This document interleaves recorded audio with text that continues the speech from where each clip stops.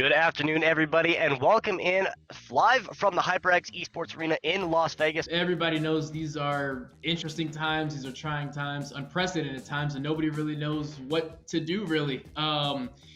It's tough to figure out, but the good thing is we have former NFL players, former baseball players, current baseball players, guys from sports across the board who really feel for those who are struggling right now. So we are playing video games because regardless of what sport you play, I promise you there are guys in those locker rooms getting after it whenever they have some downtime. So you combine a hobby that all these athletes have with a good cause, what could be better? Starting off on our clock peak, we are in best of ones, and this is the opening round. It looks like we are still spectating on Brett Phillips. On the other side, Twitch Kicks just gets taken out there by Phillips, but it is a one-on-one winner-take-all out of this one. And who else but the team captains? This is everything. That's perfect. Here, Palmer is going to go down. Brett Phillips now going to know where he has to go. You are Aaron Beasley here. You post up. He saw the shadow, but he was too late to react. And Brett Phillips gets the kill, gets the headshot. We've seen crazier comebacks, whether it be traditional or esports. I've seen 5-0 comebacks in our local tournaments where the team came back and won 6-5. Not in the same place, not on the same page, and that is why they are going to fall early. And Team Phillips picking up 6 in a row and taking round 1. And then he is playing against Alumni Green and company, because now at that point someone's going to realize they're going to get one down. Alumni Green is spraying from the hip fire, and that is going to be the Allegiance getting the win. 5-0. Team Marine, they got their work cut out for them. And this is where Team Marine just seems to be struggling in these situations where you just have to make a push. We saw them earlier 2 games ago with an opportunity, but they just waited too long to strike. So that is a 2-on-1 now, but the slapper rifle coming through once again, peek the corner, and that is going to get them the win. He was in position for the defuse, but unfortunately the defense was stacked up and ready to go. I mean, you look at the scoreboard right there. Alumni Green going 7-2, JB going 6-2, Mia Rogers going 8-2. As you see, Orleans Darkwa and Sal Giardina going to be this team facing off against each other, and already we're losing one here. I mean, these were 2 teams that we knew could make a push for that #1 spot, and to see them this early on and maybe even a rematch down the road, who knows? This is just the epitome of gaming right here for these 2 baseball-heavy teams. We just saw there right at the end, Brett Phillips and his team actually just won 6 rounds in a row to win that round against Sal Giardina and his team, and Lux just popped off, went 15-2, I think that scoreboard said. They're going to be facing off against Mitch Garver and team. It looks like we're going to be going to Piccadilly, and they played very well last week. I mean, Warzone, it was a really close competition from the beginning to the end. Like, those top 2 or 3 teams were all so close together, but when it comes down to it, Mitch Garver, they really stepped up in the clutch and delivered with a phenomenal performance. You talked about, though, this is going to be one of those games that might go down to the very last one. It's 2-1. Both in rounds and number. This is fantastic gameplay right here. Wow. Here we come, down to the final round. This is what we predicted. 2 great teams going at it. Team Phillips looking really good right now. They got bomb planted, and there's only one left alive. And now we're going to find out where he is now. This is trouble for Team Garver. Team Phillips going to take it. Brett Phillips coming in, a little redemption from last week, picking up the dub this week, and a great competition that we have so far. But we have gameplay coming in now, and this is going to be Sal Giardina against Alumni Green's team. And Alumni Green fared very well in their opening round. Unfortunately, fell victim to Mitch Garver. Numbers advantage, they're up 3-1 right now. They are angry about that loss. Came down when you go all the way down to 6-5, you have all this time to think about, man, if I just didn't die that one time, if I didn't throw that grenade over there, do it over here. You know, they've spent the last 10 minutes just analyzing every single detail.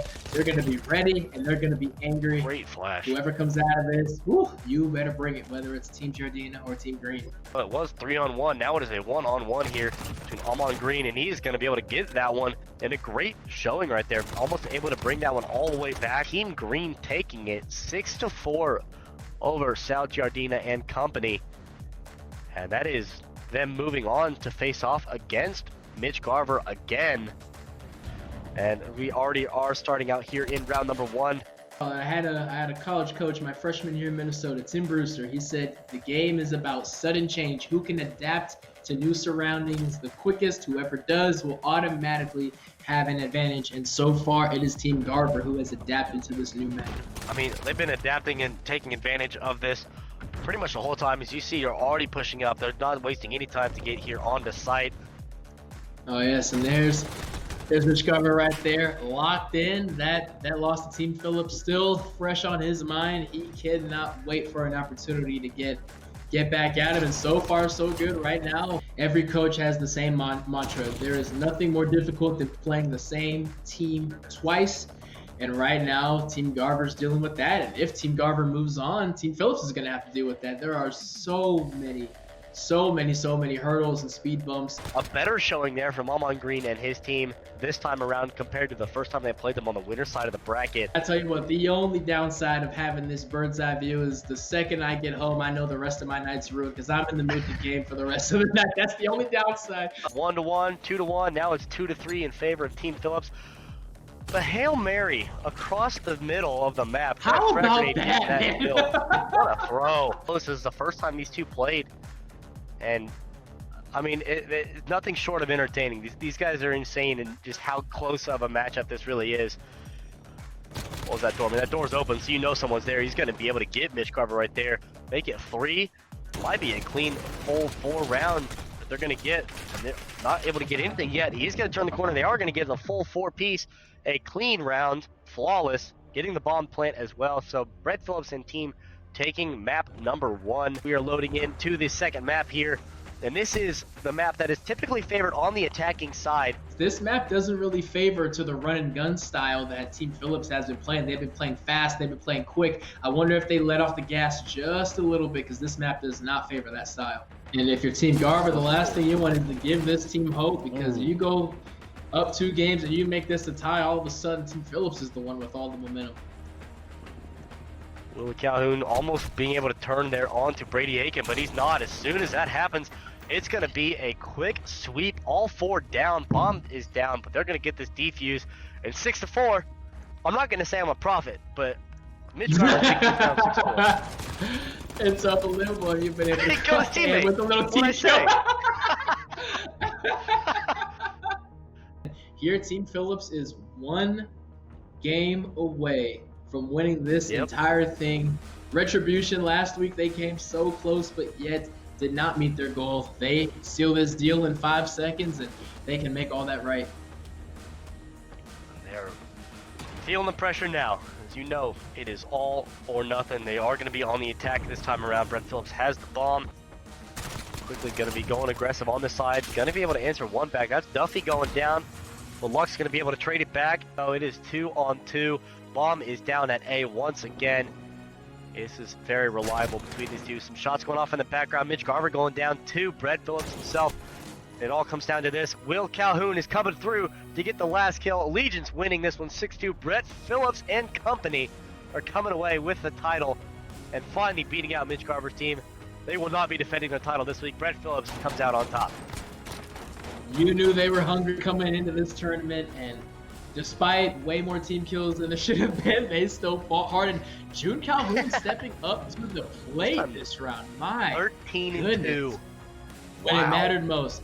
Anybody can be great when conditions are good, but to step up to the plate when your team needs you most, that is an entirely different thing. And here, June Calhoun steps up to the plate, but not to discredit anybody else on that team. Tremendous efforts by everyone. They deserve that win. Through and through, they deserve every bit of this title that they just got. Yeah, it's been fantastic. I mean, it's amazing that we had everyone here participating, all of the players that came together for this one. The NFL alumni as well as ESTV coming together to put on this event for COVID relief. You can visit NFLalumnihelp.com for information on donating to the relief fund, as well as on @NFL Alumni. Any information could be posted there as well. For all of the updates, it's been a phenomenal event from all of our sponsors as well. JBL, Lucid Sound, Meta Threads, and HyperX all coming together to help put this event on. Thank you to everyone who has contributed, and anything that you can, it all makes a difference. Thank you to Allied Esports for making this whole infrastructure possible. And Trevor, this has been a blast, man. It's been amazing to be able to put this one on. And, you know, NFL players take notes. Brett Phillips recruited his team. Maybe it's time for you to start Get making out some there. phone calls. Get the texting, get Well, the for tweeting, Brock, get the DMing, whatever you got to do.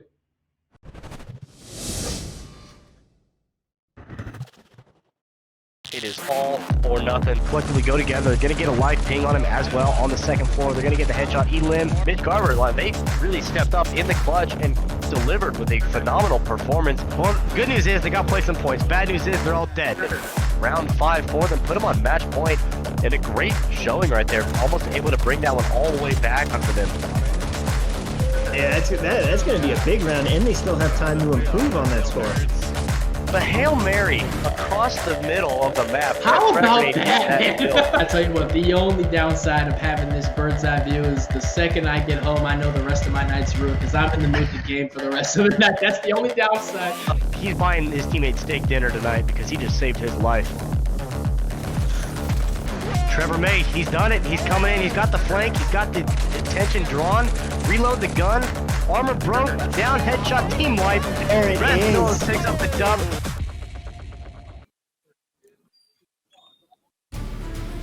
Hello and welcome into the Esports Celebrity Challenge brought to you by the NFL Alumni and ESTV, sponsored by JBL. My name is Trevor McNeil, coming live out of the HyperX Arena in Las Vegas, and joining me for today's Call of Duty tournament, I have Brock Vereen coming back and a new face coming in, Eric Davis. Gentlemen, how are we doing today? I'm doing well. Holding on for an old man, excited about what we got going on here. Why are you laughing at me, man? We see the gray. We see the gray, but it's all right. I can still do it with the best of them, okay? But happy to be here. Could not be happier. Obviously, these are trying times, and we just want to make the most of them. But we got some top-tier athletes ready to compete, ready to get after it, and it's all for a good cause. What more can you ask for on a Sunday afternoon?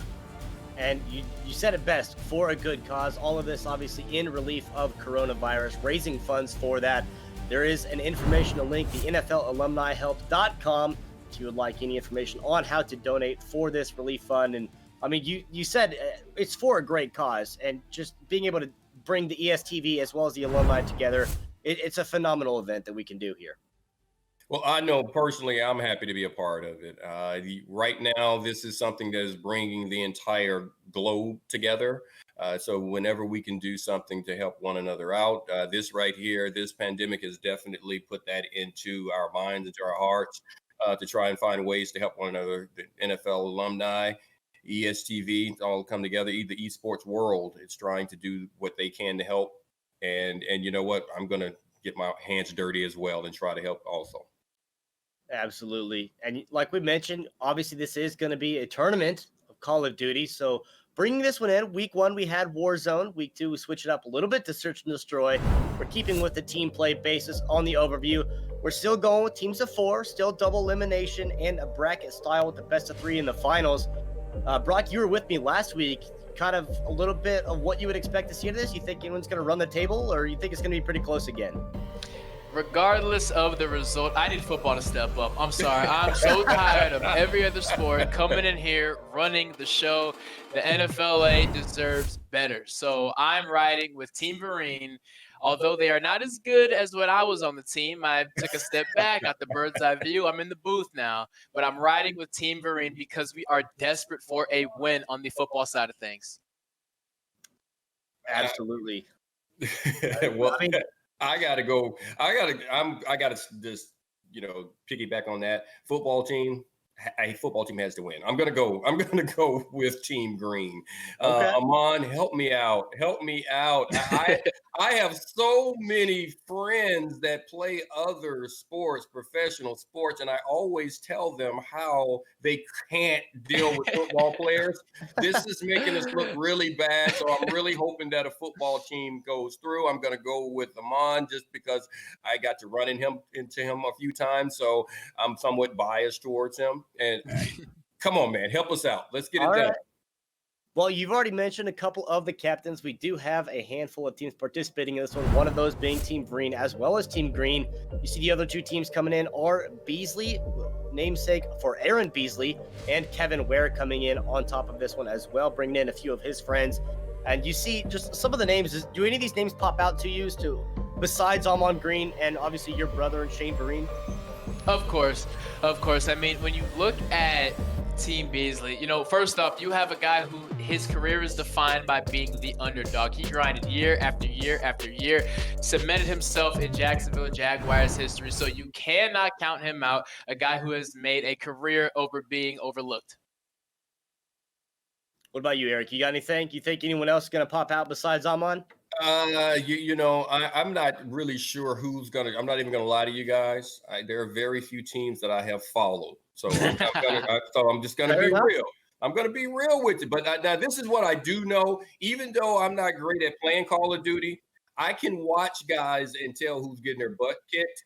And so that much I'll be able to help you out with. I can really tell you who just got their butt kicked. Absolutely. Well, there are a couple names on those rosters that we didn't see, and that was Mr. Brett Phillips himself, as well as Mitch Garver, a couple people that have done very well previously. We were able to talk to Brett Phillips defending his title earlier on, so let's see what he had to say. So you won the second week. You came, top 3 in the first week of competition. So you're going to have to come back to defend some sort of honor a couple weeks down the road. You think you're going to be able to handle it, taking a week off? Yeah, first of all, Trev, don't sell me short now. I got okay. second place. Okay. I got second place week 1. Okay. And when I'm saying my squad, I've taken the responsibility of recruiting. I take a lot of pride in winning, and that's what we do as athletes and as gamers. We go out, we recruit the best, and so obviously week 2 we turned around, we won it. It was pretty easy. In my mind, the competition wasn't very good. All right, I'm calling out all the other teams. It gives them week 3 to practice, someone else to take the ship, and then hopefully week 4 they've gotten some practice. My squad comes back and we take care of business. Are you concerned? Maybe there might be a little bit of poaching. Maybe Mitch Garver might steal Calhoun or Gavin Lux from your squad. Are you confident in their commitment? I'm confident in their commitment. I'm glad you brought that up. When I go out and I recruit men who are very good, loyal men to the team of Brett Phillips. So if I see them on Mitch Garver's team, there might be a conversation. Contracts might be terminated. But you know what? I've got 4 or 5 guys sitting in the background who are ready to go, Trev. I have full confidence that you had plenty of conversation to recruit for the best team that you could to get that win. You started out at just kind of a translation into your actual athletic professional background. You started out straight out of high school, got drafted by Houston, went down to play with the minors, working your way up through to the majors.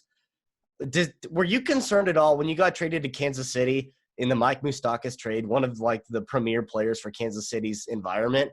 Were you worried at all? Was there any pressure to kind of take his slot in the lineup? Third baseman, sure, but were you worried? Those are big shoes to fill.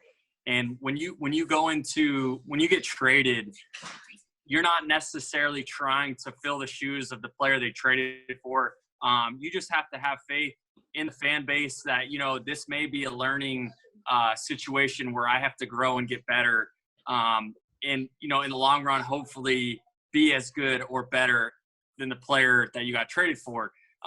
It's necessarily not going to happen overnight. But I don't put that pressure on my shoulders to be as good as Mike Moustakas. Like you said, he's a premier player. He's an all-star. He's a good player. So hopefully one day I can be that. Well, you're certainly winning the hearts. KCTV5's run a few articles highlighting some of your features from the league that you played in with MLB The Show. You're the most entertaining streamer award by far. Some of the highlights that they showed on that was impeccable. Your walk-up song with Vanessa Carlton, what goes through your mind to kind of create this sort of just entertainment in and of itself? Honestly, this is who I am on a daily basis. I like to have fun.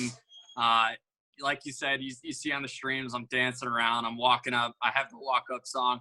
Honestly, that's just my personality. Go happy, go lucky, and I'm happy and I'm thankful that I get to share that with the fans on this type of level, because usually the fans have this pre-existing thought of baseball players. They're pretty forward, not much personality. They're just on the field and they're athletic, and that's it. When there's a lot more to us, like you brought up, of just myself having fun, playing video games, and most importantly, being able to connect with the fans on a personal level like this. And it's really cool the fact that you have this sort of medium where you can do that. You can get together with people from different teams across the league. I mean, you go out and recruit people regardless of who they play for. We're talking last week about Mitch Garver, and I think he had someone on his team that played for Cleveland, a pitcher from Cleveland on his team. And, obviously Mitch playing for another division rivalry, kind of bringing it. Did that have a little extra something in there, having the AL Central kind of fighting it out there in the championship? Yeah. So with baseball, it's a brotherhood. Like you talked about, going out recruiting. That's what it's all about, is just coming together as a brotherhood, regardless if it's video games or if it's an all-star game or whatever. You're making content together. We work together. We have fun together. Now, as for the AL Central, Mitch Garver beat us week 1. And so it was a lot of sorry, the goons are yelling in the back. It's okay though. So there's a lot of pride riding on the line there to come back week 2 and whoop up on them. What do you think? You going to make the White Sox going to have an appearance at any point, or are they just at the bottom of the league still?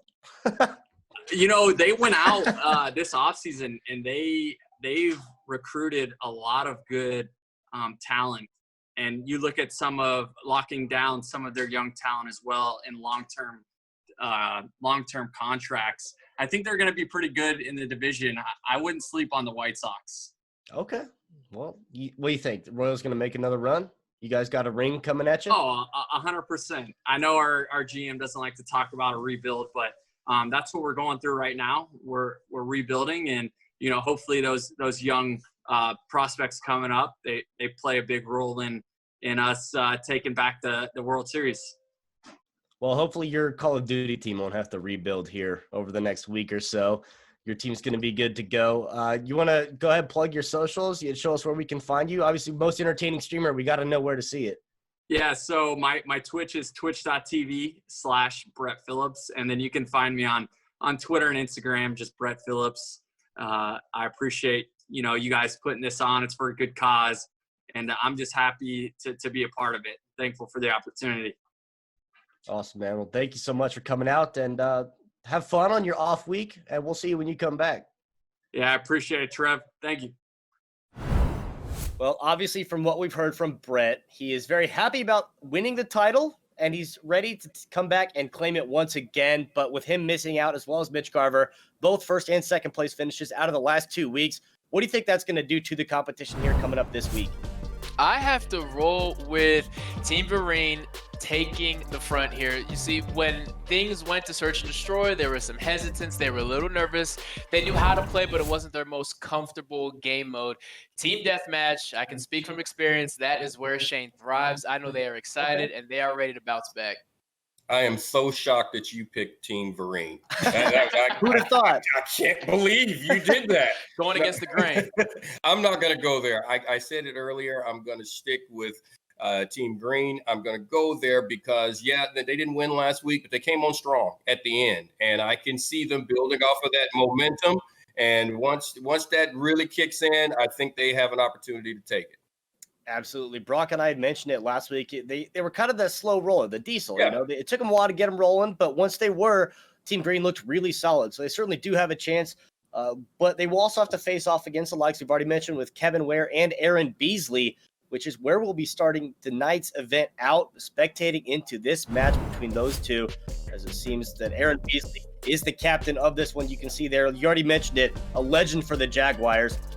Just from both of you, all of you being on the defensive side of the ball, what kind of impact does a player like Aaron Beasley have on a team? Communication.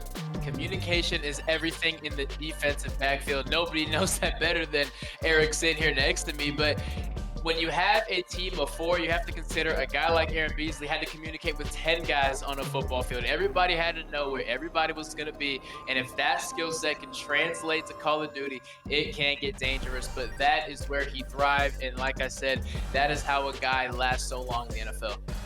Well, you know what? Beyond the communication part and just knowing your job is knowing what everyone else is doing. And that's the thing that Beasley had. Being a part of a secondary, you have to be able, yes, get it across to guys, but you also have to have an understanding of who those guys are, what they are good at, and try to make certain that you can put them in the best possible situation so that their skill set can come through. That's a lot like this game. You have to know who people are. You got to know how to have yourself in position to take advantage of your teammates. So all of that is coming into play. And obviously a great athlete coming out of college, getting drafted there in the 3rd round. Another great collegiate athlete we have is Kevin Ware in this one, as he was a player at Louisville University there when they won the national title, obviously that being vacated a few years later from the NCAA, but still did very well in his career in college and then moving on into the professionals, where he's, had a time or two playing around the block a little bit, a team there, a team here. But just being able to have the ability to adapt into a different environment, you think that's going to be able to translate over here to Call of Duty as well? Because obviously 2 completely different realms between athletics and esports. Without question, you look at a program like Louisville. I don't care if you played for 1 minute there or if you went there and won a championship. You got a ball to be there. So he knows how to compete. He knows how to step up to the plate. And then he transferred and dominated the Sun Belt Conference. This guy could pick up 3 guys off the street, put them together, and make a team because that's what he's used to, going all over the place, now playing basketball internationally. He is no stranger to entering a room full of guys and figuring out a way to win. Yeah, that's just it. Being confident that you can find a way to get things done. He's shown that. And you mentioned playing Louisville. You have to know that there's going to be a certain amount of pressure on you in that situation. You can look at that and you can transfer it to this game. When you're in a competition like this, you have to be able to stay calm. You have to be able to handle the pressure. You have to be able to make the play when it's your turn. And he's shown that he can do that. So I wouldn't be shocked if he got it done today, but let's not let a basketball player win. Please. Right. No. Please.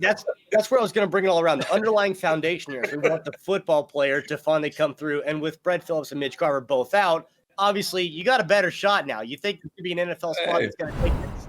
The window of opportunity is there. Someone's got to enter it. Someone's got to enter it. Kick the door down. Yeah, please. Absolutely. Well, you can see already underway here, Team Beasley and Team Ware facing off. Like we said, this is a best-of-1 team deathmatch that is going to be the fact of the first to 50, right? It's going to be a little bit shorter because of the fact it's a 4-on-4. You think, both of you playing at least a little bit. I know, Brock, you played in the Warzone tournament. Do you think just having 4 people kind of makes this a little more challenging? It absolutely does. It absolutely does. Now, the benefit that Warzone had is it's a much slower pace. Like you said, team deathmatch, only to 50 kills. The map is, what, 1/100th of the size of the Warzone map. So right. There is no room for error. Very rarely are you going to see comebacks if a team gets out to a hot lead. And as Eric knows, whether it's Call of Duty, whether it is an NFL football game, when you blink and you look up in the second quarter, you're down 20 points, it gets ugly quick. Oh, yeah, and looking at this right now, you're talking about the shorter scoring, trying to get to 50 with more bodies out there. The thing that you have to understand in this situation is that the expression we used to say all the time when I played was "Don't be the guy," and by that we meant don't be the guy to screw it up for everyone else. And that's the situation you can get yourself in this format where you can't be the weak link. So things could go downhill quickly if you get yourself under someone's thumb.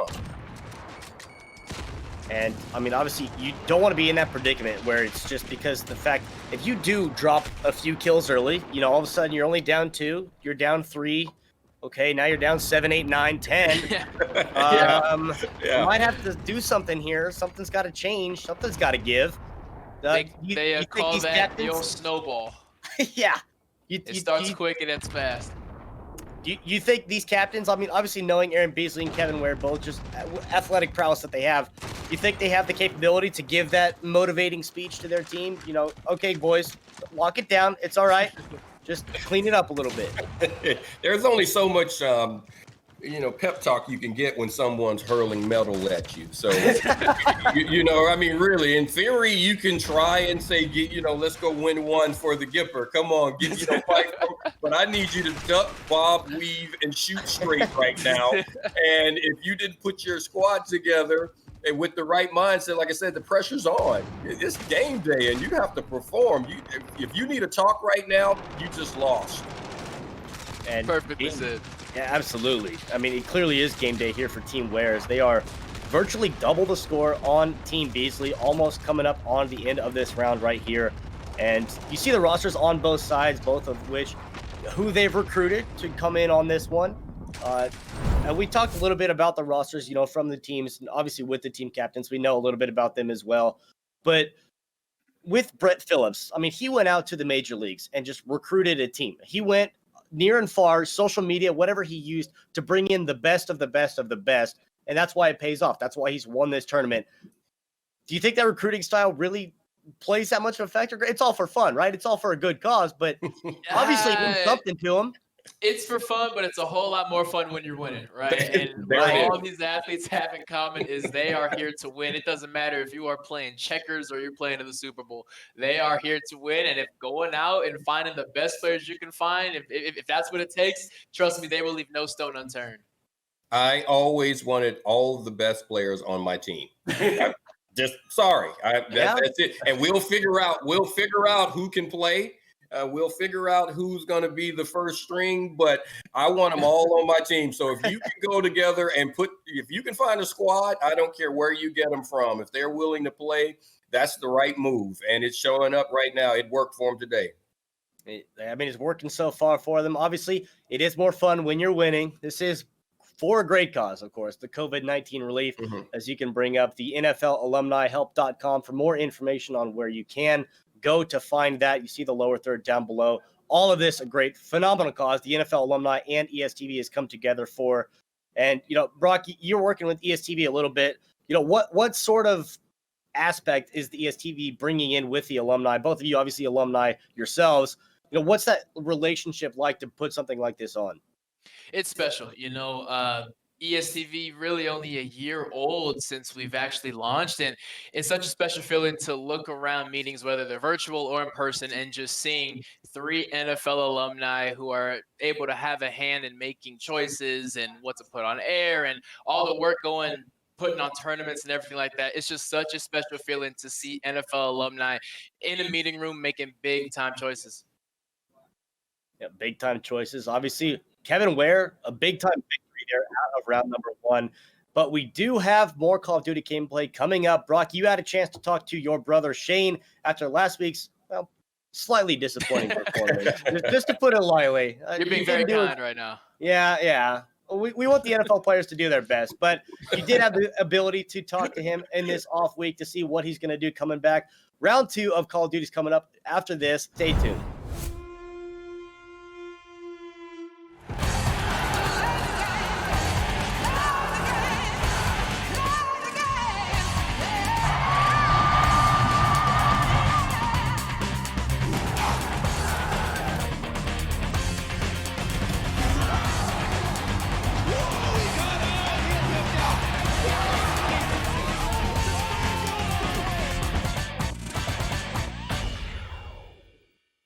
All right, and we now welcome on a familiar face, Shane Vereen. Shane, so far these past 2 weeks of Warzone and also Search and Destroy have yet to get that #1 spot. Be fixed. Yes, it's going to be fixed this week. I'm going to be honest with you. Warzone, we were very comfortable. Search and Destroy, nobody on my team really knew how to play the game and really knew a proper strategy. And so we were just murked, heads popping everywhere. But I know this week in Team Deathmatch, we're going to be ready to go. We've been getting some practice in. We've been getting some communication down. I think we're going to be all right. Added a new player to the team, too. I love it. Okay. Got a ringer, as they call it. Yeah. My old teammate from the New York Giants, Jonathan Casillas, he's going to be joining us. And his name is I Murder for Fun. So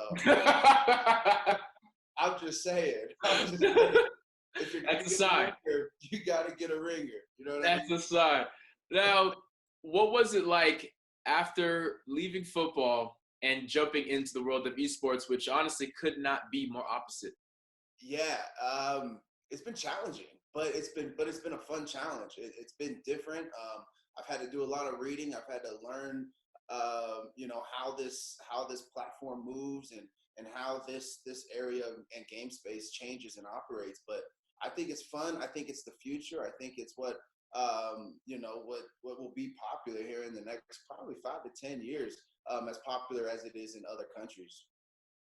And what is it inside of an NFL locker room that makes video games so important? I mean, it is a talking piece. It is bragging rights. It is as much trash talk about video games as anything else that happens on the practice field.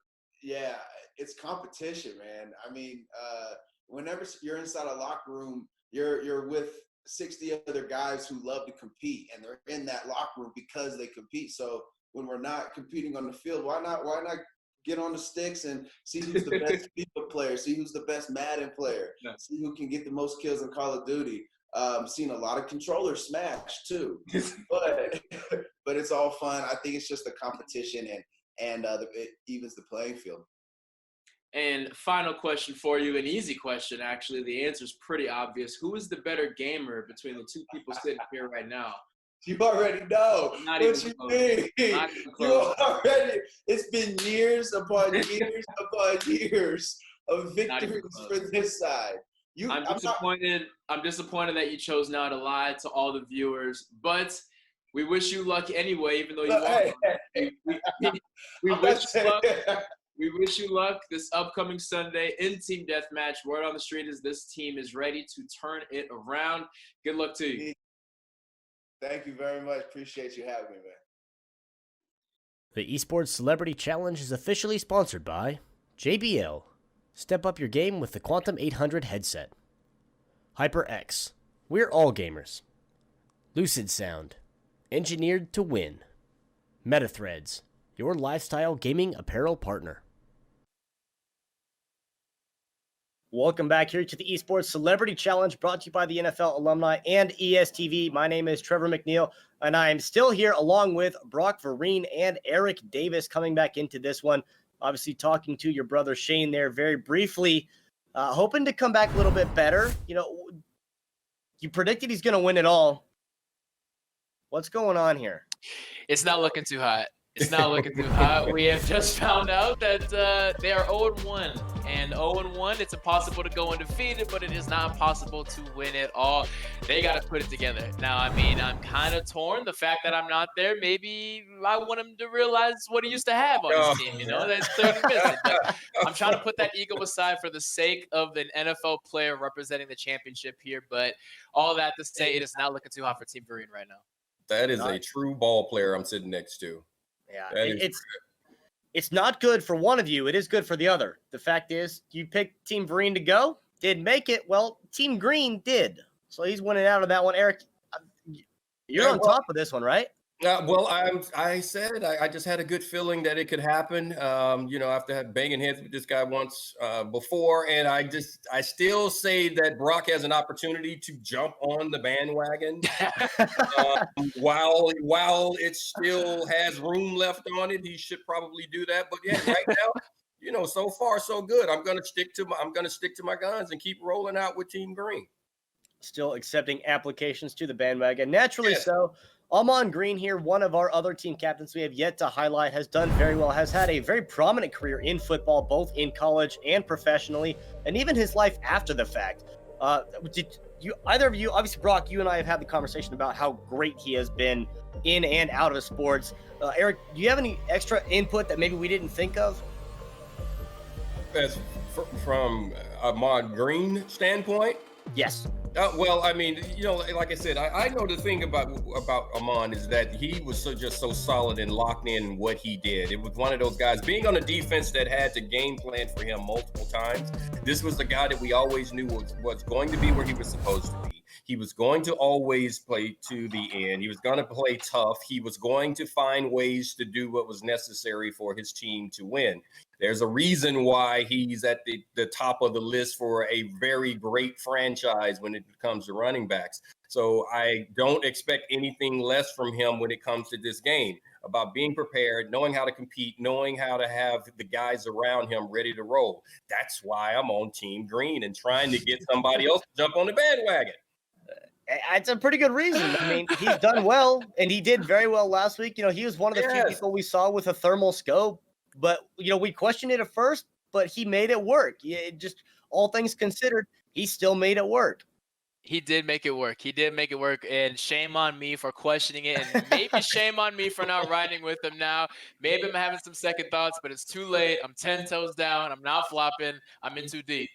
He's committed. I respect that. Well, after winning out of the first one, obviously sending Shane Vereen down to the loser side of the bracket, Kevin Ware winning and moving forward as well will be facing off against Amon Greens. You see him here, a point guard and shooting guard. I mean, we've already talked about what he's done. He was on a national title winning team at Louisville, and that's him cutting it down right there. I mean, winning a national title, regardless of sport, regardless of collegiate versus professional, just being able to have the feeling of being a champion.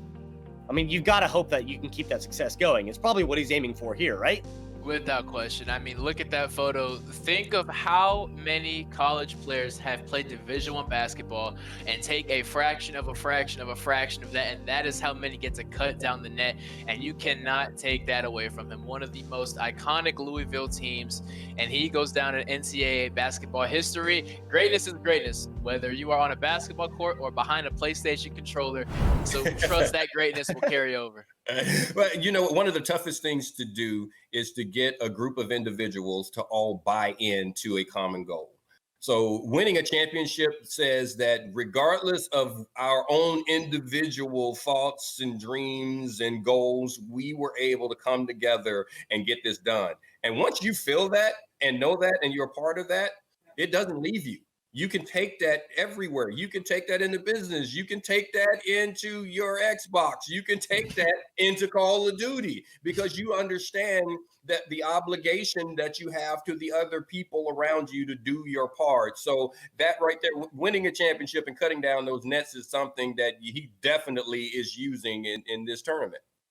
And both of you, obviously, as well as Kevin Ware, playing for notorious franchises that have tons of history to them, playing under head coaches that have had who knows how many wins under their belt. How do you think that translates versus a whole team where you're aiming for a championship with the head coach director versus you have 4 players? There's really no set coach. Sure, there's a captain, but at that point, it's kind of up to the players to step up to the plate. Where does that kind of differ between a team play versus this esports experience? Leadership through osmosis, we'll call it. I was able to spend just a brief amount of time out in New England, and one of the most iconic football coaches ever, Bill Belichick, just by being yelled at him and him screaming at me, I was actually able to learn a lot about leadership, how to command a room, how to command the respect of those who expect you to lead them into battle. Now, that was a football battlefield. Here we have a real battlefield, but I mean, you have a coach in Rick Pitino that Kevin Ware was able to learn from. So if you don't think he learned something from a leader like that, I don't know what to tell you. It's really simple. A dog is going to do dog things regardless of who's looking. Dog's still going to be a dog, whether you watch him or not. He's going to keep barking. He's going to keep biting when it's in him. So when you learn these things, even though you don't have that particular coach that's going to be there, the leadership is going to come through. The guys that are in charge, they are going to know what to do. And what you really want to try to do is put together a squad that doesn't need that type motivating, that they know what's necessary and they'll go out and get it done. But yeah, like I said, the dogs will always find a way to the front of the room. And it's going to come in handy if you want to try to win this tournament. I mean, you saw the picture, Kevin Ware at the top of the ladder cutting down the net. You mentioned Amon Green at the top of the list of running backs for a phenomenal franchise in the Packers. Both of them they're no stranger to success. And, facing off in this next matchup, obviously, Eric, you said you were in Team Green. You think you're going to stay there? You think Kevin Ware's got the upside potential? I have to ride out with the football players. I mean, this is ESTV and NFL alumni. At some point, the football side has to come through. So I'm going to put all of my strength and belief in Team Green. Now, I mean, Brock, you had the opportunity to jump on the bandwagon. Are you going to do it now or are you going to do it later? You're going to wait till later? The ship has sailed. Like I said, I'm 10 toes down. I'd be 11 toes down if I had an 11th toe, all right? It is Team Vereen, but like I said, it is team football. So if somebody has to win and it's not Team Vereen, it better be Team Vereen. All right. Well, fair enough. You see, we're already underway here, and Team Ware already taking a little bit of a lead. They got about 12 kills on Team Green here. We saw Amon playing on this map last week in the Search and Destroy, and they fared pretty well. You think they got comeback potential? Is this the 28-3 third quarter comeback we're seeing? We got to come in 4th and 15 right now. we got to pull something out of the bag of tricks. Now, obviously, it's a little bit of a shot, right? Because we're going to 50. Brock, we know you play a little bit. Eric, have you played much in your free time here? Is that part of your free time filling in this quarantine? I am not gonna lie to you. No, it is Okay. not. It is not a part of it. But as I said, I do watch my boys play. I watch them play the games, but I just kind of sit back and commentate like we are right now. Yeah. I'm not a dumb gangster, but like I said, I can see who gets their butt kicked and talk about that. Well, just from the first couple of matches we've seen from Team Ware, they're doing pretty good, right? I mean, they're doubling the scores of their opponents. That's got to bode well for them moving forward. You would They think. are doing great. They're doing great. And, you brought it up earlier that Team Green did great on this map last time. And that's not unlike being on a basketball team and just being able to ball at Madison Square Garden, right? Some players are good to have a great game there every single time. Certain players, hey, when I'm in Lambeau Field, I'm a ball out every single time. And I think the hope here was for Team Green, hey, we did great here last week. We're going to repeat that. But as that score dictates, that magic is not transferring here 7 days later. Well, look, it looks like Team Ware doesn't care where they play. They don't care if it's Madison Square Garden or Lambeau Field or the middle of the 405. They are just trying to destroy everyone that walks out there, and I'm not feeling too good about this one. I said 4th and 15, and I think it's like 4th and forever now. Like a couple delayed games, and you're already back, and your punter's at the back of the end zone. It's not good. This is not good. Not at all. Do you think the difference is, because we talk about just how patient Team Green is, obviously, you think that has something to do with, and I'm going to tag on Eric a little bit here, to the age thing, right? The older you get, the more patient you get. I'm a young buck. I can say this, right? That's okay? What is this all about? You brought me here to take shots at me? The older you get, the more patient you are, right? That's the thing. How about wiser? Okay, yeah. It's not. It's more deliberate. Slow and patient, deliberate. No, you're wiser. You make more calculated decisions, and sometimes you can outthink yourself when you have the young guns just coming out and attacking. And Team Ware is attacking. Trevor, it's his first time here. Please don't insult him, man. We want him back. Well, man, I'm sorry. You phrased it a lot better than me because he's so wise. He knew the right words to say when I couldn't quite come out. I came out guns blazing. I didn't know. It's okay. You called me old. It's not the first time I've been called old today. So, all right. And I mean, at that point, it's just the wisdom not quite paying off for them. Obviously, just guns blazing. They went straight for it. Team Ware coming away with that one. You can see the link down below. Obviously, we're still all playing for the coronavirus relief. You can visit that link down below for more information on that. ESTV and Alumni coming together. And just after that dominating performance, Team Green obviously going to be dropping down to the loser side. You're both on the loser side of the bracket of the teams you picked. How you feeling now at this point? You both all right? Great. It's not looking great right now, but hey, the losers bracket is there for a reason because if you come out of there, you're back in the winners bracket. I just really got to hope that it's Team Marine. I can't go 0-3, all right? The first 2 weeks I blew it. I'm praying I'm not blowing it the third week also. Yeah, I'm counting on Team Green to pull through. That's it. They took an L to a team that's playing very well right now. So hopefully you can use some of that wisdom from what you learned and turn it into something good. See how I brought it back? Bringing it full circle. Yeah, well, we will find out. I mean, only one can go on, obviously, from there. It is the double elimination. The losers bracket finals is what we will be spectating. Coming up next, we're going to take a short break. Don't go anywhere.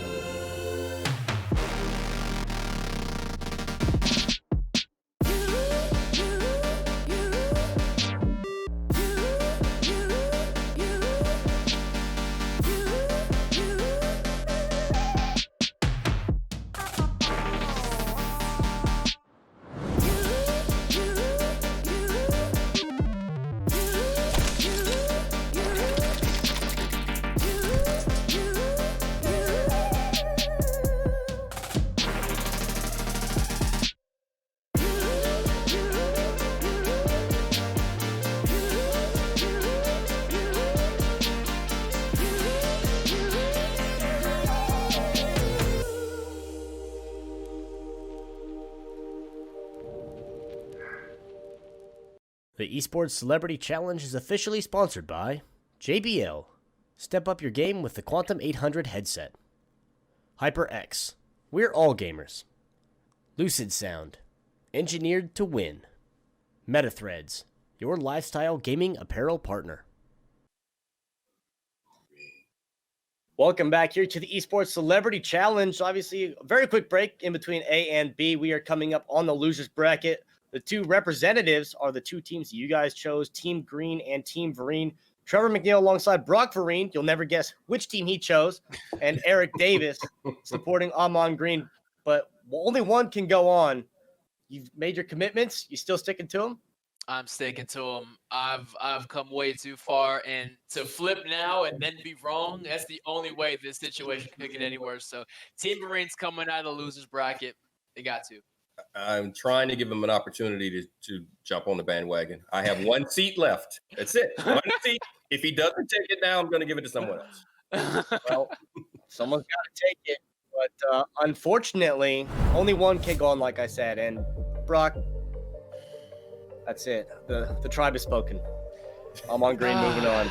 And the seat is full. Yeah, I'm sorry. They're moving on. So it's too late to hop on the bandwagon, even though I badmouthed it for the last half hour? This is true. I tried to give it to you before. It's too late. I told you one seat left, and I had other occupants that wanted it. They were wise enough. See, I brought it back. They were wise enough to use it. I had to let them go. You had to do it, but unfortunately, only one goes on. I'm on Green. Moving on. I said Aaron because I'm thinking of the next team, Aaron Beasley and company, as they have already represented themselves a little bit here. We've seen a little bit from them. Do you think they're going to have any success coming out of this, or what do you think is going to come out of Team Beasley moving forward? Well, underdog has been the name of the game, and that's the only team that nobody here chose to win. So this is Aaron Beasley being Aaron Beasley, right? I mean, he puts together one heck of a career. I mean, look, there's a lot of people that played for the Jacksonville Jaguars, all right? And he is in the top 20. That is high regard. Shame on me for counting him out. Well, you know, I've been Team Green, as you know, Right. and I've been the conductor of the bandwagon. But I'm not gonna lie. This one does have me a little bit nervous. As you said, that's the underdog has been finding his way. We haven't been picking them. We've kind of been sleeping on them, and a lot of times you can find yourself gaining some momentum from that, gaining some energy. So this one I'm a little worried about. A little concerned about that moving forward, but obviously you're sticking to it. Stick to the band. Yeah. You know, the band. You can't really call it a bandwagon. You've been there the whole time. It's not really. It through and through support. That's the diehard. The Cleveland Browns. They're 0-16. Doesn't matter. You're still a fan of them, and they're still moving on. Yikes. Moving forward out of this tournament, though, we've seen phenomenal gameplay out of Kevin Ware and company. Are they the contested favorites right now? You think that they're going to be on top of the bracket? Well, the fact that they're not a football team automatically makes them the favorite. If you've been watching the history of this tournament, I don't care if you are a badminton team. You are destined to win this thing because football cannot figure it out. I still have faith in football getting it done, but I'm just saying the odds are slowly shifting away from football yet again. Well, if Team Ware continues to get out to such a fast start, like they have been thus far, it's going to be hard to catch up. You guys were talking earlier about things just snowballing on you the wrong way. They've been able to just pile on everyone, so they are looking good. I hate saying it, but right now we have a non-football team as the favorite. Brock, we had this conversation at the end of last week's show. It's your job. You guys are the NFL alumni. It's your job to get these players in here and say, look, you got to show up. What are you guys doing? Start pulling your way. There is failure from top to bottom. A lot of changes need to be made if football doesn't squeak this one out because I am sick. I am frustrated. I'm fed up. But I'm still holding out hope. I'm still holding out hope that we get it done this afternoon.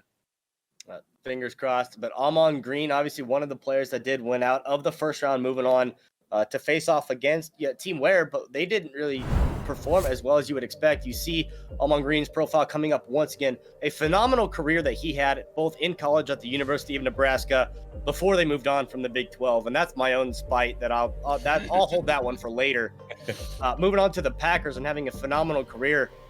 Just And what a great type of person he is exactly in this environment because of, as we briefly touched on it last week, the esports program that he's setting up at Lakeland University up there and being able to be quite literally the crossover between athletics and esports and setting up this program and making esports a viable actual pursuit in an education.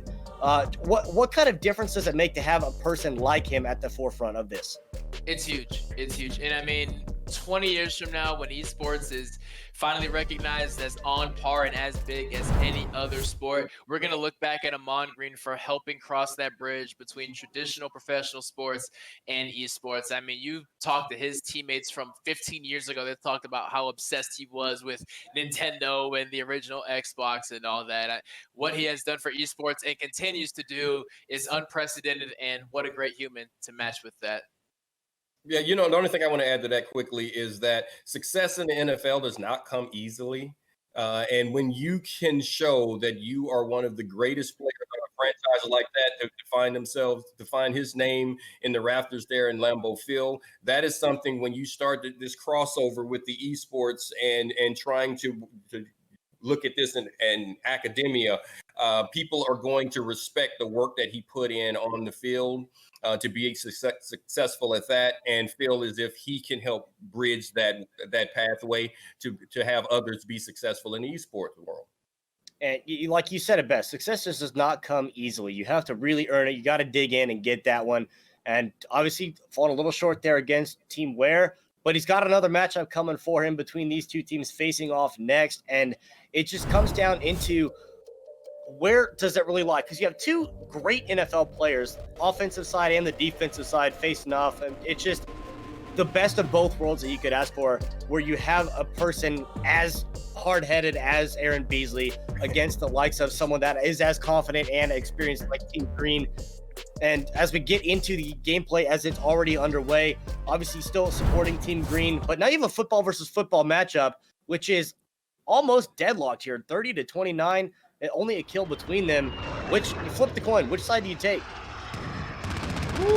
I think I'm going Team Beasley here, partially because I've been going against Team Green this whole time, and I can't have that up. Team Beasley for me. I'm sick and tired of being wrong. I am going to ride out with Team Green until the brakes fall off. I have to. You're right. I mean, I'm the conductor. I'm the driver of the bus. So if I leave, everybody crashes. I have to stay there. They can come. Coming up on this point, obviously, first to 50. Team Beasley's got 15 to go. You have 19 on Team Green.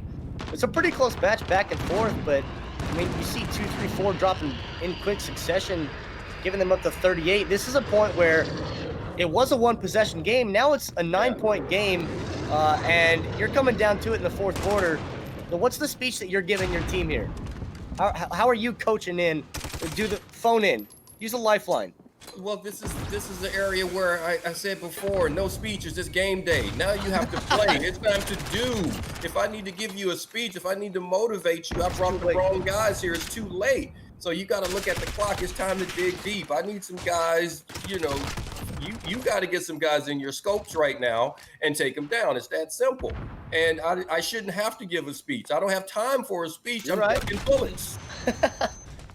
Now, Brock, with your experience that you played, obviously, on Team Vereen, not panning out very well for you guys there in that Warzone tournament. Thanks for the reminder. Yeah, I just want to make sure that we're all caught up on this one. What's the thing you're telling your team at this point? See, now Team Green's coming back, right? They're only down by 4 here. Is this a point where you say, okay, play it slow, play it smooth, like Amon Green and company do? They're really good at it. It's efficient for them. Or do you say, no, we don't have time to wait. Go find them. Go get them. I'm saying don't panic. A lot of times when you have a lead and a team starts chipping away at that lead, you can panic and you fall apart. But it's the same on the other end.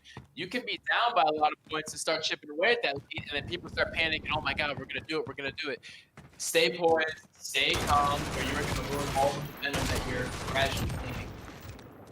Yeah, just right now, you just got to eat the elephant. That's all. There's only one way to eat an elephant, so just keep taking bites. That's it. You can't look. You can't. I mean, one guy sees it, they'll look at that elephant, and it's like that's just too much. And then the other guy's I got to take a bite, and you take another one until you get to the other side of it. And that's what you have to do in this situation. That's where the patience comes in. But you have to be efficient too, because you're running out of time right now. 45. You get yourself in that situation. You just got to be smart and take advantage of every opportunity you get. I mean, and it comes down to it, right? There's a 1 point difference here as it comes down to the final. Obviously, going 250, where it is neck and neck here. I mean, Predator missile coming in. You got to hope you're going to get a double out of this one. You don't even get the opportunity for it. You don't even get the chance. And just like that, I mean, wow, what a game! What a game! It doesn't get much closer than that. It does. A Car 98, the final. That's nuts. Borderline disrespectful to go out against a gun like that, but that right there is what they call cup check time. Anybody can perform when there's no pressure, when balls are to the wall and the clock is ticking down. That is when you separate the men from the boys, and right there, allegiance proved to be the men. Yeah, Aaron Baisley and company pulling out on top of that one, just barely. So Team Green, unfortunately, going to drop short of that one. But in a game that's that close, yeah, it's not the great club to be in, but someone's got to be there. In a position, even in a video game or in an actual game, I'm sure you've all been a part of a game that came down to the wire, where it was a single field goal, a single possession, a single extra point even that made the difference. What is the feeling like? I mean, do you have the same kind of pressure? Because as gamers, you come down like, oh my gosh, I'm only down 1 kill. Like, we can win this. We can clutch this, come back and do it. And you're sweating bullets.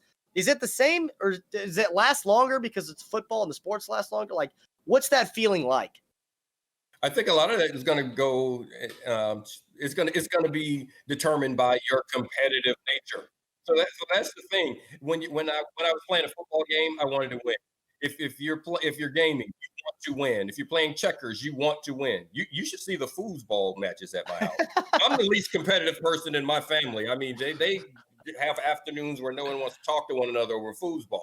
So if you are a competitor, the feeling is always the same, regardless of what game you're playing. Did you test that, Brock? Same thing? Same? Absolutely. Yeah. Competitors compete. Performers are going to perform, and the ones who can rise to the top perform in the most important moments. And as we get closer and closer and closer to that championship, we're going to separate those who embrace the pressure and those that run from it. Well, when the players play, we'll be here to watch it. It's absolutely going to happen. All of this obviously going on for a great cause. The NFL Alumni Helps.com for information on how to donate for the coronavirus relief. We have the grand finals that will be coming up here very, very shortly. Unfortunately, your two bandwagons have fallen out of this. Where are we going from here? I mean, it is team football now. Where? Yeah, it is team football. It's just team football. I pray Kevin Ware's success in the future and anything he does, just not for the next 10 minutes. Okay. Same, Eric Davis, same thing? It's that simple. Team football. I have to. I'm alumni. I have no choice. Yeah, I don't blame you for that one. Well, we do have those grand finals that will be coming up after this break in this Esports Celebrity Challenge. Don't go anywhere.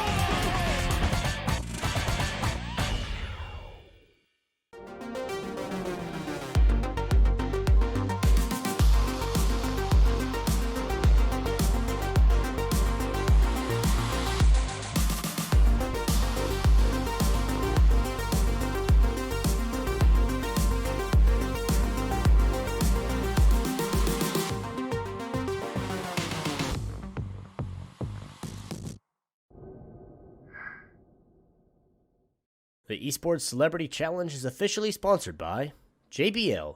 Step up your game with the Quantum 800 headset. HyperX. We're all gamers. Lucid Sound. Engineered to win. MetaThreads. Your lifestyle gaming apparel partner. Welcome back here to the Esports Celebrity Challenge, brought to you by the NFL Alumni and ESTV, sponsored by JBL, as well as MetaThreads, Lucid Sounds, and HyperX, of course. I'm from the HyperX Arena. My name's Trevor McNeil. Alongside me, still sticking out to the end, Brock Vereen and Eric Davis. Both our teams are down and out, but they're still here. They're still sticking around, boys. But we still have football involved. So Right. I'm okay with that. I'm okay with that. My team green went down, but that's okay. Football is still alive and kicking. Brock, I already told you once. Just give a call to your brother. Just get something going. He's got to clean up something on that roster. Something has got to give, and I am praying that team football can hold it down right now. No, I did not say Team Beasley. I said team football. It is bigger than that four-man roster right now. It is bigger than it. We cannot let basketball come in here and take this from us, what baseball has done the last 2 weeks. Please, Team Beasley, come on. This was the chance for redemption, right? I mean, Mitch Garver and company and Brett Phillips, both of them winning out week 1, week 2. They're not here. So this is your chance. This is the best chance you get so far.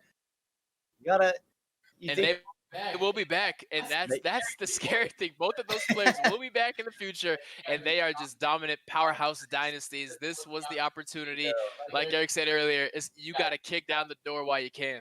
And it's sad that we're sitting here saying the only way the NFL can win is for the others to not show up. So we gotta get this one, okay? Right. This is the point where you're getting it all together so that when the MLB does come back, you guys are ready for it. But until then, you still have basketball to get over, and that is Kevin Ware and his team, as they have got themselves dominantly here into this championship. We've talked about the success that he's had both in college and transitioning to his professional career, how capable he is to adapt from one scenario to another and just be a natural leader to walk into a room and get 3 strangers and put this team together. And that's why they're here in the grand finals.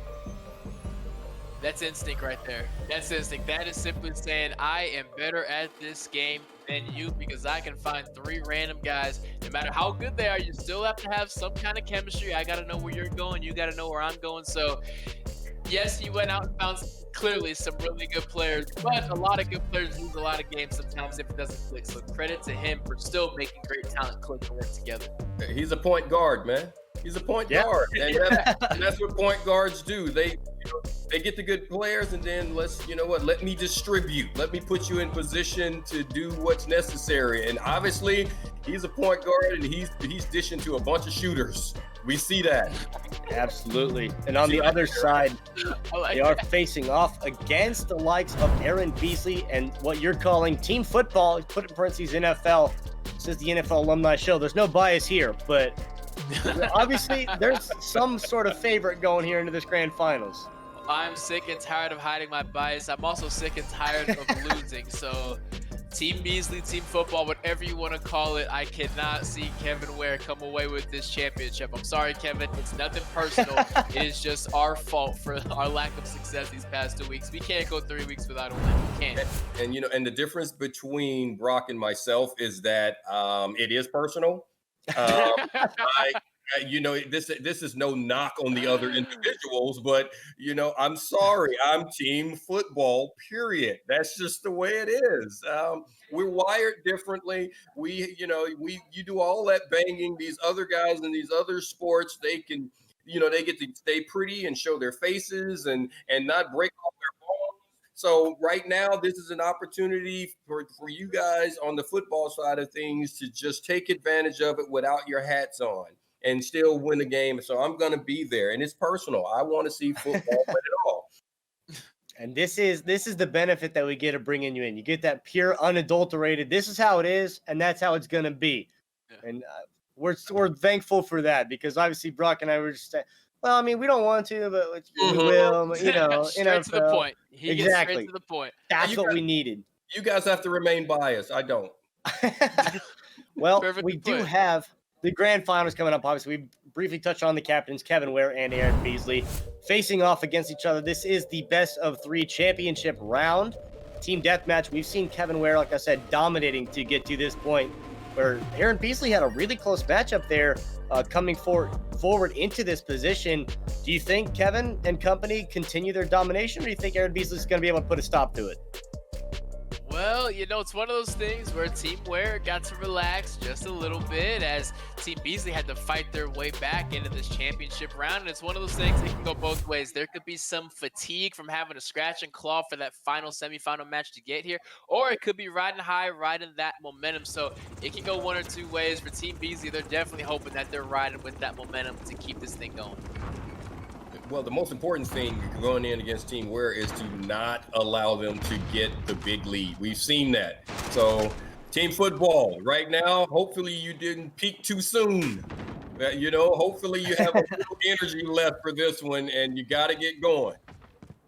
Yeah, that durability to be able to get from beginning to end, right? 4 quarters. You got to play all 4 before you can get away with anything. And, they've already started out, and Team Ware up 4-0. That's a decent start for them. Granted, playing to 50, there's still a lot of time and a lot of ground to make up between the likes of them. But you talked about, Eric, time and time again, in the middle of a game, when you're down 10 kills, you don't have time for a speech. But before the game starts, you have time for it then. What's your pregame speech going into this in the Grand Champ? This is the Super Bowl. What are you telling your team? Exactly what I was just saying. It's time right now. We're in position to accomplish the goal that we wanted to accomplish. And this opponent is one that strikes fast. They strike often, and we have to make certain that we do not allow what's happening right now. Yeah. Don't let it snowball. I was just about to say, whatever that pregame speech was, it didn't work. They didn't listen to a damn thing I said. Not one damn thing I said that they listened to. That's why I say speeches don't matter. It's about performance right now, and Team Ware, they're just nasty right now. Yeah, what, Team Beasley, you have Aaron Beasley there, being a much bigger man than me, because if it was me on that camera, my controller would have been through a window or a TV by now. Because I don't know how he's keeping that frustration in, but we will call it poise, because he knows, hey, it ain't over until it's over. We're going to scratch and claw. But, man, 2 minutes and only 5 kills, not good. Not good. It's not over, but I'm not going to say the lady is singing, but she is definitely clearing her voice. Right. She's warming up. She's warming up. It's, 21, and at the point where on Team Ware you're pulling out the secondary weapons, you're not even using the primary rifles. He's using a pistol. He is using a pistol and getting kills with it. Oh, yeah, this is tough to watch. Just toying with us on the football side of things. And like I said before, it's not, my playing skills are not up to par of these gentlemen, but I can tell who's getting their butt kicked. And right now, football is efficiently getting their butt kicked right now. It's incredible. It helps when you have a player like Twitch ESTV on Kevin Ware's team where, to start this game off, it was 12-2, and 10 of the kills were on the one guy. And when you have someone just as dominant as that on your team, just regardless of what you're playing, a sport or a video game or whatever, when you got someone on top of the leaderboard that's pulling his weight like that and is able to pull the rest of the team with him, just a complete game changer. Especially when and that's the way you win tournaments, championships, games. Your players have to know their role and perform. Your stars have to play like stars, and you were just talking about a star, and he's played like a star in every match they've had. And then you want your role players to understand what they're supposed to do and play accordingly. And Team Ware has put together a great squad, and like you say, he's got a star sniper out there, and he is destroying. Well, like Eric said earlier, a point guard is going to be a point guard. They're going to put their guys in positions to win, and it is clear that is exactly what Team Ware and Captain Kevin Ware is doing, because his star is starring away. They're getting pretty close here to the home stretch. 37-20 right now. Only need a handful more, and just the rate that they're going. This is just the hard, aggressive push, and just nothing held back, right? There's bar none. They're just pedal to the floor, not wasting any time at all to go from beginning to end. And completely different. Brock, you and I were on the Search and Destroy where there were teams that could play it a little slower. We saw Alumni Green. They were playing it slow, and it was working very well for them. Do you think it's the team specifically that's changing it, or do you think it's the game mode that changes this up? I think it is the game mode, and there's also a clear, better line of communication with Team Wear. Now, Team Deathmatch, it is much more fast-paced, but don't think that communication is less important. Just from watching Kevin Ware's screen, I mean, his guys know where each other are. I'm going this way, you go that way, and although we're not listening in on their headset, I can guarantee that's exactly what the communication is. I'm going right, you go left, you go middle, whereas Team Beasley is just getting overwhelmed. Whenever you have one guy on Team Wear able to take out 2 or 3 guys on Team Beasley at once, I mean, why are 3 guys in one room just waiting to get gunned down all at once, you know? And as this game winds down to the final kill, boy, was that lopsided. Yeah, not great, but that's the domination that Team Wear has really shown from beginning to end of this tournament, right? I mean, they winning game 1 out of this, you see the statistics there. It's just at some point you got to find some sort of answer for this, because just the KDAs that they're putting up is ridiculous. Like, what is the answer to that? Oh boy, take the entire game plan you just had, put it on fire, and then find a new game plan, because it's obviously not working. Your backs are against the wall. If you don't come out swinging, football is going to lose this thing all again. But when you lose that badly, there's nothing to fix. It's hitting the reset button. It's starting over. If you fix everything, you're not fixing anything. You're just going with a whole new game plan. Figure it out. Figure it out. Well, first of all, don't listen to my pregame speech ever again, because it got a whole lot of people bodied just there. So yeah, I'm with Brock. You just have to just completely change whatever it is you were thinking about. The communication is just it's just too good with Team Wear right now. So you're going to have to find a different mode to attack them in. And they're just Team Wear coming out guns blazing out of that one, getting themselves almost double the score of Team Beasley, getting game 1's victory. But this is a best of 3, so there is another game coming up here between the two of them. Do you think Team Beasley's got the answer? Do you think they've set their game plan on fire? Do they come back in this round, or is this just a wash? They have to strike quick. They have to strike quick, because you know your back is already against the wall. The odds are stacked against you. You just had the most embarrassing defeat that you've had probably in the last 3 weeks. So, again, we go back to the snowball, to the domino effect. If they get out to a big deficit early, it's going to be, well, here we go. You have to strike quick. You got to get some confidence. You don't just need to win this one. You need to win the next one, too. Well, I'm just going to answer the question. Do I think they can come back and stay in this? Yes, I'm going to have to believe it. I'm with the football player. Yep. I'm team football. I'm not going to stop now. I know, yes, they got their butt kicked, but there has to be a way. You find a way to compete.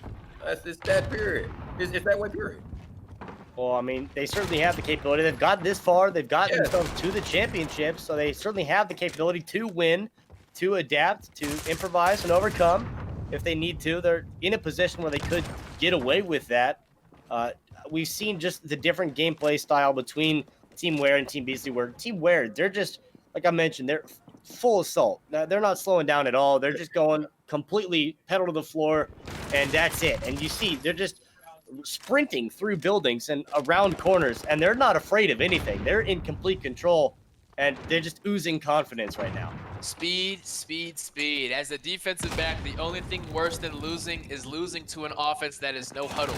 Because you don't even have time to catch your breath. You don't have time to really make any adjustments. Kevin Ware and this team is just foot on the gas, pedal to the metal, like you said, not even giving them a chance to take a breath. I mean, Team Beasley was out to a lead, but if you look at the score here, 90 seconds later, you would never know it. They're just playing at a different pace, and that's what we're seeing. That pace that they've been maintaining the entire tournament thus far has just been overwhelming everyone they've played. And even when you get a few points on them, you said it, they sprint through a room and they just take out guys and just get the numbers right back up. It's very difficult if you try to take a breath and gather yourself. So it's very easy to correlate this to a game where it's you have a team, like you said, going no huddle, pedal to the floor. Is that a point where you adapt to their play style and you speed your game up, or do you try to slow them down? It's a question of which game you're better at. So if you are capable of speeding up, then you speed up if you can play their pace. If you are not capable of doing that, and this is understanding yourself, if you're not capable of doing that, then you have to come up with a different strategy, as Brock was saying. You have to come up with a completely new game plan because what you're doing isn't working. So that's it. It just depends on finding what you do best to win, because you can't stay in the same spot and continue to get bodied. It's just doing the same thing over and over and expecting different results. And I mean, for the time being, they're still relatively close. I mean, only 8 kills down. You're 3.5 minutes into this, give or take. It's not certainly out of the question where they could be in a position to really get back in this one and take control of this game. It's just, it comes in spurts. I mean, they're having just small spurts of success. Well, they'll pick up 3-4 kills in a row, but then they'll give up 5 or 6. And that's the difference maker here, is that they're just not quite winning these trades. It's not even enough between the two of them. And Team Ware, we've mentioned their communication and just how well they're playing together as a unit. It goes to show why they've had this much success to get to this point here in this tournament. And that's what separates the good from the great. Any team can put a string of good plays together. It's a matter of doing it for 4 quarters. It's a matter of doing it for 2 halves. It's a matter of doing it for a full 10-minute team deathmatch game. A couple good plays here and there is just not going to cut it. You have to be consistent. Like you said, they're keeping it within striking distance. They just have to finish. They have to keep the foot on the gas, because if there's one thing we know about Team Ware, they ain't slowing down. Nope. Well, it's not embarrassing right now. I mean, touchdown, next to point, you got a shot. So that's how you have to look at this right now.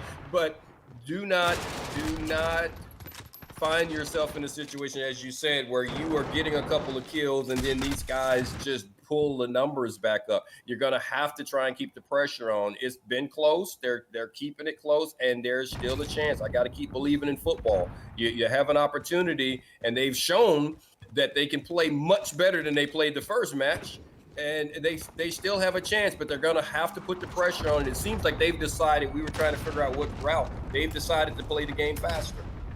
Yeah, it seems like they have sped up at least a little bit, and they are keeping it consistent, right? And this goes to the point where you both were saying you got to strike early, you got to strike fast, don't let them pull ahead. Because if you don't let them pull ahead, this game is deadlocked. But now they're down 7-8 kills consistently, and they're just scrapping and clawing to make up those extra points, and they just can't quite do it. They can't seem to cross over that 7 to 8 kill hurdle. They'll go down 10, then they'll close to 7. They'll go down 11, then close to 6. But they have yet to really, really close that gap and realistically take a lead. So like here right now, they're down 7, and it's gonna be a matter of, can they get 2 or 3 quick to really make this within striking distance. I mean, and it's easy to say, they're down 6, they're down 7, well then they're down 8, then they're down 9, and it just continues to stack up in that pace. And where you are with 13 kills to go before this is over, your back's against the wall here, because this is a best of 3, and you're already down 1-0. You got to do something. You got to do it now. And the pressure's on. You just said it. I mean, you're already down 1. It's the best of 3, and you have to know that. I'm sure everyone on Team Beasley is feeling that right now. And you said it. They've been playing this uphill with that 6-7 kill deficit the entire time, and they're running out of time. So they're gonna have to do something big, fast, and bold right now. I mean, as we see the time ticking down, we're going to get to that kill before we get to the clock hitting 0. It's just a matter of, are they going to be able to salvage something, pull something out here? Because they only need 8, whereas Team Beasley needs 16 to get to that point of stealing this one away. And it's a lot easier to score 8 than it is to score 16. That much we do know, and I don't need a calculator to figure that one out. Let me tell you. I mean, once again, we just need a miracle. And I'm so sick of saying a football team needs a miracle against a team that is not a football team. It's not looking great for team football right now, boys. I don't know how to say it, but maybe we'll get them next week. Maybe.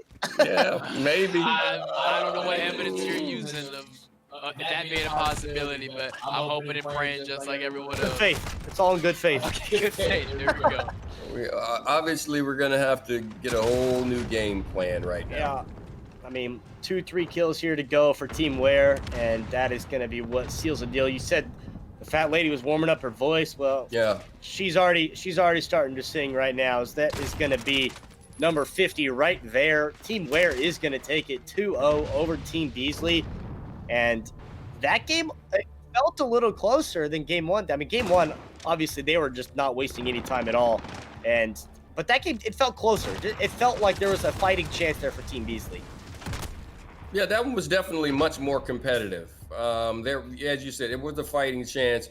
That's 7-8 kill lead deficit that they had. They had to fight through that the entire time. I think that took a lot of energy out of them. But this one, this one actually felt respectable. If I have to try to find a silver lining, it was respectable, right? And how bad is it for the state of football video gamers that our bar is losing respectfully? That's where we're at. That's our standard. We are in the moral victory stages. That's where we are right now. And that's sad.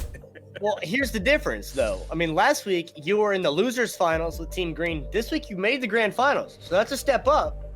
Next week you win the grand finals. That's just the progress that we're getting to. But next week we may have the return of two guys who have some dynasties going on. But hey, it's just another hurdle in the way.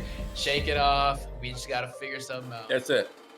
Just limp around for a week and you're fine. That's it. It's what football players do.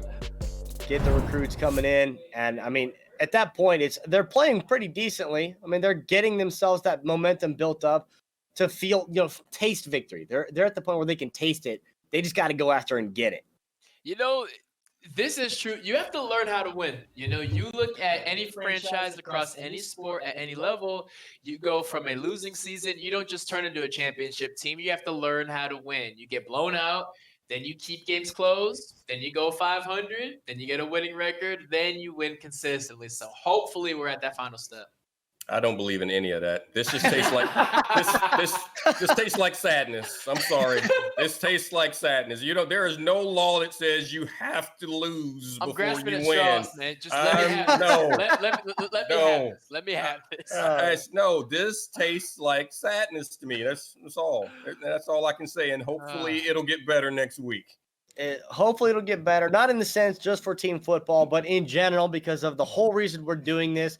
2020 obviously is a really weird year. Everything put on hold because of this quarantine. And that's why we're doing events like this to help raise money for the coronavirus relief. If you would like more information about where to help raise money donating, you can go to NFLalumnihelps.com and help us all out so that maybe we can get back to, I don't think it's going to be as early as next week that 2020 gets back to normal, but fingers crossed, we're getting there. It is so important to give people a sense of hope. But I know on paper, it looks like dudes running around playing Call of Duty. What kind of hope is that against some disease that nobody saw coming? But people are craving a sense of normalcy. People are craving just fun. Just kick your feet up and have some fun and watching some of your favorite athletes play a game that they love and smile, doing it for a good cause. We will take what we can get in times like these. Yeah, it's definitely great to be able to see people compete, in live events, because that's something that's just a major fabric of our society here. So it's good to do that. And when you're doing it for a cause, you have to realize that there are people that are affected in ways. You probably know someone. People listening to this probably know someone who's been affected by it. And it's not just the loss of jobs. When people are losing their lives, and those people are leaving behind husbands, wives, brothers, sisters, children that were depending on them to help take care of them. And whatever little bit that we can do to give those individuals some hope, that's a good thing to do right now. So this is a great cause, and I'm glad to be a part of it. Yeah, it's really cool to be able to do something like this to bring in these premier high-profile athletes to come together. But like you had alluded to before, well, it helps to win too. Winning feels pretty good, a little spice on top. We do have the leaderboard out of this one. No, Team NFL doesn't know. As you can see, Team Ware taking home the gold. Maybe next week NFL is gonna get it. Maybe. We'll see. Sure. It's gotta taste better. Gotta taste better than this sadness right now. Winning, it has to. I know that I have a few choice words on a phone call for that team at the bottom of the leaderboard. Yeah. Oh, goodness gracious. Well, team football, you get second, third, and fourth, which is We had 3 opportunities to get first place and we missed them all. That's the way I'm looking at it. There it is. You heard Ricky Bobby. You're the first loser. Yeah. You ain't first, y'all are last. That's not great. I mean, you said last week you're gonna have a call. Okay, was there a phone call between you and Shane last week? Or There was a phone call, and there was a big excitement that this was team deathmatch. You know, there was a lot of strategy involved in Search and Destroy, more so than team deathmatch, which is just find him and kill him. And there was a lot of excitement that clearly did not transfer over into performance. I'm running out of words to motivate. Clearly, they're not working. So. yeah, not working yet. Maybe another phone call is in store, but because of the fact, yeah, probably because of the fact Kevin Ware coming out on top wearing gold, we do have an interview here with Kevin, the grand champion of this tournament. So we'll bring him in here pretty quickly and see what he has to say. Welcome here. I am with the crown champion, Kevin Ware himself. I'll be coming out of that one, a 2-0 victory in the grand finals. First and foremost, how you feeling? Oh man, it's another day in the park. You know, I love Call of Duty, man. So playing these tournaments, stuff like that, it's just fun for me. Now I saw a little unorthodox taking it into team deathmatch. You were rocking the RPG. Is that carrying over from Warzone, or you just like that for your secondary? I mean, I'm so used to playing on the small boards. I usually play hardcore too. So those rocket kills, I'll mess around and get like 4 or 5 kills at a time. You know, on Shipment or Shoot House, one of those boards. But it's definitely a necessity on Warzone also. Absolutely. I mean, the explosives, they just nerfed the RPGs a little bit, but not enough. It's still absolutely crucial to have that. Changing over, like you say, you play hardcore a lot. I mean, it's obviously different where the time to kill, 2 or 3 shots and they're dead in hardcore versus obviously a couple extra in regular. Does that mess with you that much, or are you pretty used to being able to play in normals? It's okay. Nah, I mean, for the most part, like when I first started playing, really, I was all core. You know, I just honestly probably past 2 or 3 years really got playing on hardcore. So I feel like with the core, you more so got to really focus on your guns because a lot of guns sway and shoot up or shoot a different way. So I really look like core is a lot harder than hardcore for me. So we obviously know your secondary choice being the RPG. What's your primary? Do you stick with the ARs, the SMGs, or you like the M4? I like the what's SMGs, your choice? the M4s. I'm really just like whichever gun shoots the best, honestly. You know, I play with all the different guns. I try to unlock as many as I can just so I can feel out exactly what's what. Because each gun is, it shoots different. You know, a lot of them got different tricks to it. You have the gold unlocked for all of them? Just about. I'll probably say the only thing I don't have unlocked is the rifles and a couple of the other rocket launchers. Now, we've seen from the previous winners between Mitch Garver and Brett Phillips some pretty heavy gameplay as far as top fragging goes, where they've recruited their teammates, they brought in the best of the best, and your teammates are doing pretty good up there with I think they were pushing a 3 KDA between the 2 games in the finals. Is that, did you recruit them, or are those your friends, or how did your team come together? Those are my Doom buddies right there, man. Those guys, I know they got their own streaming and stuff going on, but King Prodigy and Twitch Ace, AYS, they both have their own channels and stuff. They're way better than I am. It's just an honor for me to be able to even play with these guys. And I have my a friend of mine, Ryan, who does a lot of this gaming stuff, got me like really in tune with being able to stream a lot of that stuff, play with me. So he's an Xbox guy, so he's not gonna do as good as us PlayStation and CPU guys. So obviously we're doing all this for the cause of, raising funds in Corona relief. How has this weird quarantine of 2020 affected you? What are you doing to fill the time? You just playing Call of Duty? It's affected me a lot. Actually I had to come back home from overseas from playing basketball because it just started to get so bad. But at the same time, it's a blessing, just being able to spend this time with my family. I haven't been able to spend as much time as I am now. So playing the video games, going to work out as much as I can in quarantine areas, that's just about it for me.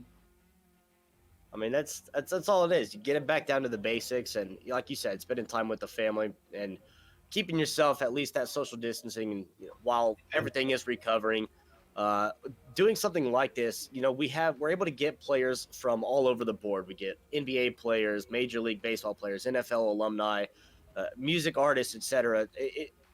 What do you have like as far as this quarantine goes? How do you feel like this has kind of brought what's this worlds together, and how it's going to impact the future after we get out of this, where you'll have all these crossroads of sports and athletes coming together?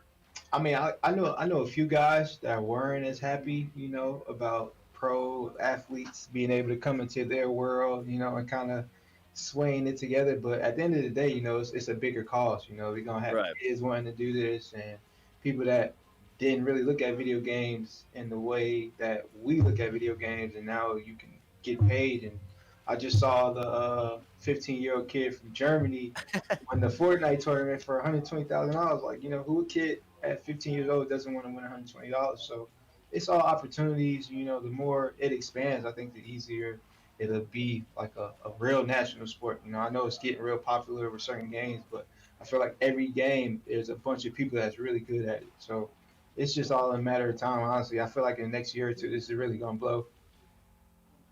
So week 1 of this tournament, we had Mitch Garver and Brett Phillips finishing 1-2. In week 2, it was Brett Phillips and then Mitch Garver, just reversing the order. You obviously coming out on top this week because they are absent. Are you concerned about them coming back? No. You see my guys. You see what I'm bringing to the table, Yeah. We're going to get our practice in, get a lot better, The team deathmatch is honestly too easy for us. If you want to do a Warzone tournament or something like that, that'd probably even the ground. But team deathmatch is in the bag. I don't care who y'all bring in. It really don't matter. So we expect a repeat is what I'm hearing? I mean, not 1, not 2, not 3, probably 4, 5, 6, 7 weeks. Constant. Okay. I like that confidence. Well, congratulations again on that one. You got anything additional you want to add on to this at the end? No, man. I want to say thank you guys for giving us the opportunity to play, and I'm just looking forward to doing it again. Awesome. Well, congratulations once again on that grand finals victory. Kevin Ware, the winner of this week's tournament. And that is pretty much all we got to hear from him. So we will go further on into next week's tournament, where we'll have more Call of Duty action coming up. Stay tuned. Well, Kevin Ware came away on top. Neither one, Team Vereen nor Team Green, even made it to the finals. We had Team Football there in the end of the day, but ultimately 3 chances and all of them a swing and a miss, which is potentially problematic because baseball's coming back next week. The baseball teams. Are you guys worried at all? You think that they're going to be able to steal the title? Could not be more worried. Could not be more worried. The state of video games in the world of football is not great. Throw out everything. Start anew. We have got to figure this out. Somebody do something. I'm begging. I am not worried in the least. Okay. No, football will come through. We have the ultimate competition and week coming, and they will be prepared. They've learned from these defeats. They'll be prepared. Well, they've had a lot of potential to learn from defeat. Yeah, I think so. I think I bought it. I was sold. They've had a lot of chance to learn from defeat because they've seen a little more defeat than they really want. That's the point. We're getting there. They tasted victory. They made it to the finals this week. Team Beasley coming in. But top to bottom, obviously, we're all doing this for a good cause. It just helps. It feels a little better to win. Final thoughts to chip in? Anything extra sticking out to you guys? Thank you to everyone who is tuning in, who is assisting. Anything that you can give is beneficial to somebody out there. This is all for a good cause at the end of the day. Yes, I'm frustrated that football hasn't figured it out, but they are here for a good reason, and that's what matters at the end of the day. These are very interesting times. People are uncomfortable. People are scared, but if we can offer a couple hours of entertainment and a couple smiles, that's what matters at the end of the day. That's very well said. It's not a lot to follow that up. Hopefully, the people out there are entertained by this. You were able to take your mind off of what's going on in the world for just a little bit and escape into the screens. But do what you can to help. And there are people that need it. And everybody stay safe. Absolutely. And, both of you, I think, have some homework to do, right? Your Team NFL, Brock, call your brothers. Okay, last week's conversation didn't help at all. Eric, you had the confidence, so did you get that pep talk too? I'm like, okay, boys, come on, lock it down. We got it next week. Something. I am pulling all the tricks out of the bag. I don't know what phone calls I need to make, who I need to recruit, but I'm putting out a bat signal. We need help. This is about pride at this point. I'm just going to point out to him, you got to be tired of getting your butt kicked at some point. That's at some point. At some point. Well, as we mentioned, obviously all of this going for a good cause. You can go to the NFLalumnihelp.com for more information on donating for the coronavirus relief, or just at NFL Alumni if you would like to see any more information about all of this. Brock and Eric, thank you so much for joining me here today. It's been a pleasure, of course. And Eric, I didn't mean to call you old. It was just, I didn't mean it like that. You better hope you live as long as me. I have high hopes, but at the end of the day, thank you both for being here. We've had a very intense day of Call of Duty action. Obviously, the Team NFL falling a little bit short. We've had a great roster of teams coming in for this one, but ultimately, at the end of the day, there can only be one winner, and that was Kevin Ware and company. So thank you so much for watching. Thank you so much to ESTV and the NFL Alumni for putting this on, as well as our sponsors at Meta Threads, JBL, HyperX, and at Lucent Sound, and for everyone at LED Sports for producing this. My name has been Trevor McNeil, and for Brock and Eric and everyone else behind the scenes, thank you so much for watching. Stay safe and stay home.